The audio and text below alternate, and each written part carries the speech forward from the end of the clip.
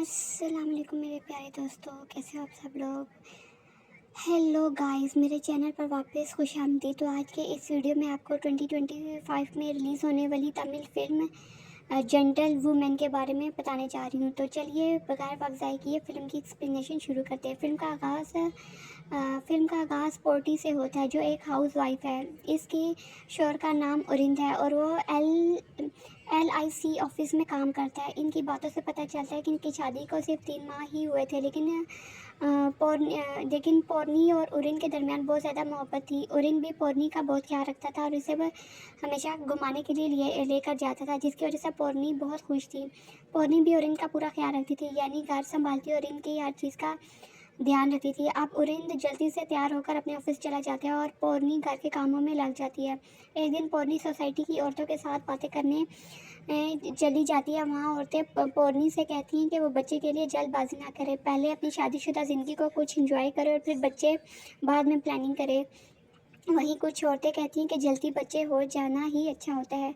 पोर्नी सब की बातें सुन रही होती है कि तभी वहाँ देखती है कि ओरिन के उठने का वक्त हो गया है, इसलिए वो इसके लिए कॉफ़ी बनाने जाती है। लेकिन एक खातून इससे कहती है कि पोर्नी को ओरिन को इतना भी सर पर नहीं चढ़ाना चाहिए, वो खुद भी तो काफ़ी बना कर पी सकता है। लेकिन पोर्नी कहती है कि ओरिन को घर का काम नहीं आता, यहाँ तक कि वो गैस ऑन भी नहीं करना जानता, इसलिए इससे ही सारे काम करने पड़ते हैं। अब ये कहकर जब पोर्नी अपने घर आती है और डोरबेल बजाती है तो दरवाज़ा नसी नामी लड़की खोलती है। ये देखकर पोर्नी काफ़ी हैरान हो जाती है। नसी से बताती है वो इसके पड़ोस में रहती है। दरअसल इसके वालिद को हार्ट अटैक आया था, इसलिए वो पोर्नी और ओरेन की शादी में नहीं आ सकी थी। तभी पोर्नी देखती है कि ओरेन नसी के लिए चाय लेकर आ रहा था। ये देखकर पोर्नी काफ़ी हैरान होती है, क्योंकि उन्होंने इससे कहा था कि उसे गैस ऑन करना भी नहीं आता।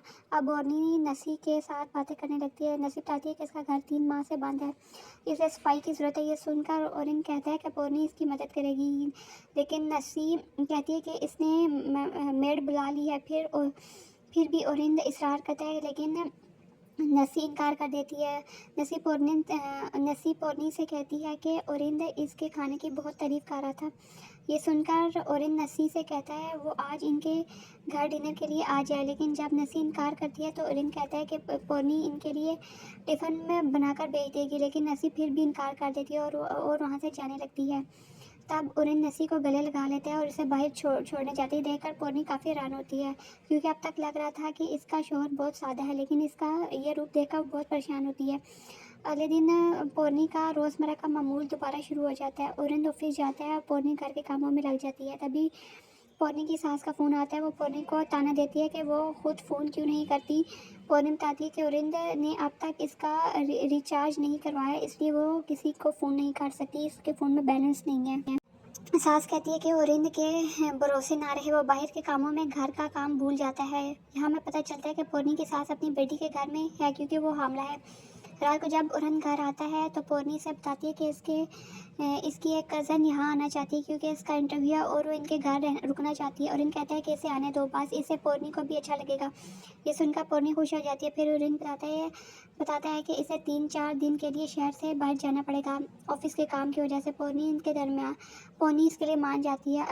पोर्नी की कज़न पोर्नी की कज़न दीपिया वहाँ आती है और जब दीपिया को देखता है तो इसे अजीब नज़र से देखता है और फिर वो पोर्नी से कहता है कि इसे मंदिर जाना था, वो इसे छोड़ देगा। लेकिन रास्ते में कार रुकते हुए वो कहता है कि इसका मोबाइल घर पर रह गया। वो पोर्नी से कहता है कि वो ऑटो से मंदिर चली जाए, वो मोबाइल लेकर एयरपोर्ट चला जाएगा। पोर्नी मान जाती है और मंदिर चली जाती है और इन घर वापस आकर मोबाइल ढूंढने लगता है। वो दीपा से कहता है कि इसका मोबाइल नहीं मिल रहा। दीपिया इसे कॉल करती है, मोबाइल मिल जाता है। फिर ओरिन कहता है कि इसे अच्छा नहीं लग रहा। वो इसके लिए गर्म पानी बनाए। जब दीपा पानी बनाने लगती है तो ओरिन इसे अजीब नज़र से घूरने लगता है और इसके करीब आने की कोशिश करता है। दीपिया डर जाती है और पानी ओरिन पर गिर जाता है। ओरिन पानी से बचने के लिए पीछे हटता है और गिर कर बेहोश हो जाता है। ये देखकर दीपिया हैरान हो जाती है। पोर्नी वहाँ आती है और सब देखकर और भी ज़्यादा हैरान हो जाती है। तभी ओरिन के फ़ोन पर कॉल आती है। पहले तो पोर्नी कॉल नहीं उठाती, लेकिन बार बार कॉल आने पर उठा लेती है। कॉल अपना अपने एपा नामी लड़की की होती है, जो ओरिन से कहती है कि वो कहाँ है। वो गोवा जाने के लिए लेट हो रहे हैं। इसे पीरियड्स आने वाले हैं, इसलिए वो पीरियड्स में पैड्स भी ले आई। ये सुनकर पोर्नी समझ जाती है कि ओरेंज इसे धोखा दे रहा था। पोर्नी गुस्से में होती है कि जब ओरेंज को होश आता है तो वो इस पर हमला कर देती है। जब जिससे ओरेंज की मौत हो जाती है, तभी दरवाजे की घंटी बजती है और पोर्नी डर जाती है। वो अपने कपड़े साफ करती है और दरवाज़ा खोलती है तो वहाँ वॉचमैन होता है, जो कहता है कि ओरेंज की गाड़ी बीच में खड़ी है और पोर्नी नीचे जाती है और गाड़ी पार कर देती है। दरअसल पोर्नी गांव में ट्रैक्टर चलाती थी, लेकिन ओरेंज ने इसे कभी कार चलाने नहीं दी, क्योंकि इसका कहना था ये पोर्नी के बस की बात नहीं है। लेकिन आज पोर्नी खुद कार चलाती है और अच्छे से पार कर देती है। फिर पोर्नी घर आती है और इनकी लाश फ्रिज में रख देती है और वो और दीपिया मिलकर घर को अच्छे से साफ कर देती हैं। फिर पोर्नी जूस पे पीती है और बहुत रोती है, क्योंकि इसके साथ जो हुआ वो तसव्वुर भी नहीं कर सकती थी। दीपिया कहती है कि इन्हें पुलिस के पास जाना चाहिए और सब कुछ बता देना चाहिए, लेकिन पोर्नी कहती है कि अगर वो पुलिस के पास गई तो दोनों फंस जाएंगी, क्योंकि हमेशा औरतों की ही को मुर्दे इल्ज़ाम ठहराया जाएगा। वो कहती है कि पुलिस को लगेगा कि दीपिया और ओरेन का अफेयर था और दीपिया ने ओरेन को इशारे दिए होंगे। और पोर्नी के बारे में क्या कहा जाए कि कैसे वो इसको खुश रख सकता था। वो धोखा दे रहा था, पुलिस ये कभी नहीं मानेगी और हमसे तो कत्ल हो गया है। वो कहती है कि ओरेन जैसे धोखेबाज की वजह से वो अपनी ज़िंदगी दालतों में नहीं गुजारना चाहती। वो दीपिया से कहती है कि वो अपने काम पर तवज्जो दे। दीपिया के वालिद ने भी इसे पहले नौकरी की इजाज़त नहीं दी थी, लेकिन अब पैसों की ज़रूरत की वजह से इसे यहाँ भेज दिया था। पोर्नी कहती है कि दुनिया ऐसी ही है, इसलिए दुनिया अपने काम पर तवज्जो दे, इसीलिए दीपिया अपने काम पर तवज्जो दे। वो इस इंटरव्यू के लिए छोड़ देती है और कहती है कि दीपिया अपने गांव चली जाए और ये बात किसी से ना कहे कि वो यहाँ आई थी। कुछ देर बाद नसी इनके घर आती है और ओरेन के बारे में पूछती है। पोर्नी कहती है वो काम की वजह से 3-4 दिन के लिए बाहर गया है। नसी चली जाती है। फिर पोर्नी दीपिया को इसके इंटरव्यू के लिए ले जाती है, जहाँ दीपिया को नौकरी मिल जाती है। दीपिया अपने गांव चली जाती है और पोर्नी घर वापस आ जाती है। 2 दिन बाद पोर्नी की सास का फ़ोन आता है। वो पूछती है कि ओरेन कहाँ है। पोर्नी कहती है वो काम से बाहर गया है और इसने कहा है कि इसे डिस्टर्ब नहीं किया जाए। तभी दरवाजे की घंटी बजती है और पोर्नी दरवाज़ा खोलती है तो वहाँ अपना आई होती है। अपना झूठ बोलती है कि वो ओरेन की क्लाइंट है और इसने ओरेन से इंश्योरेंस पॉलिसी ली थी, लेकिन पोर्नी कहती है कि ओरेन यहाँ नहीं है, वो काम से बाहर गई है। सुनकर अपना हैरान होती है।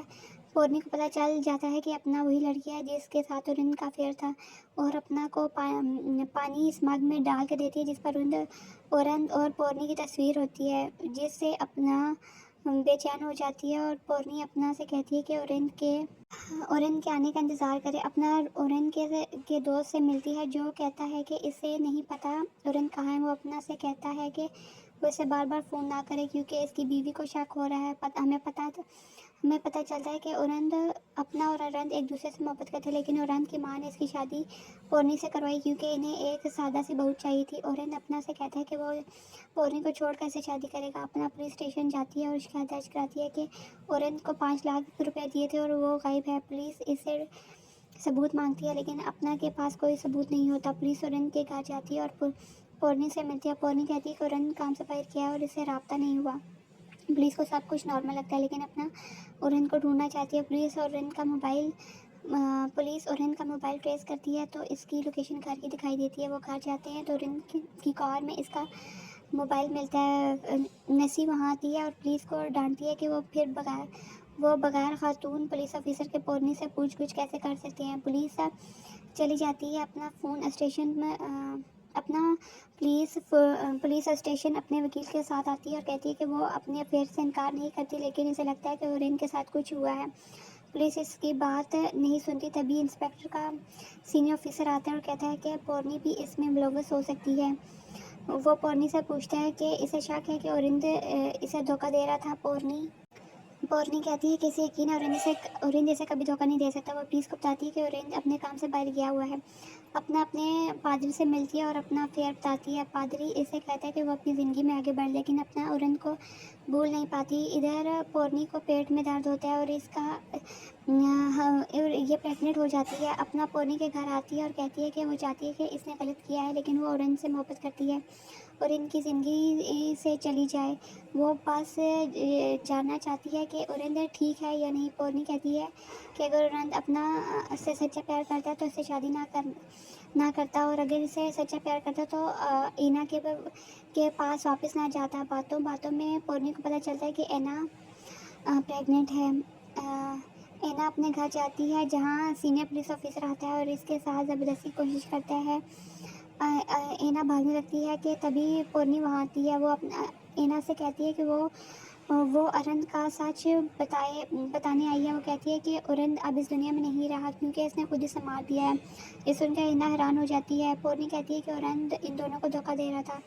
एना की तबीयत बिगड़ने लगती है जब पोर्नी पानी लाने जाती है। फ्रिज से सीनियर पुलिस ऑफिसर की लाश गिरती है। हमें पता चलता है एना ने इसका कत्ल कर दिया था जब इसने ज़बरदस्ती की कोशिश की थी। पोर्नी और एना मिलकर ऑफिसर की लाश को कार में रखती हैं और जंगल में फेंक देती हैं। कुछ माह बाद पुलिस वाला पोर्नी के घर आता है और बताता है कि ओरेंद का केस बंद हो गया क्योंकि सीनियर ऑफिसर की मौत हो गई है।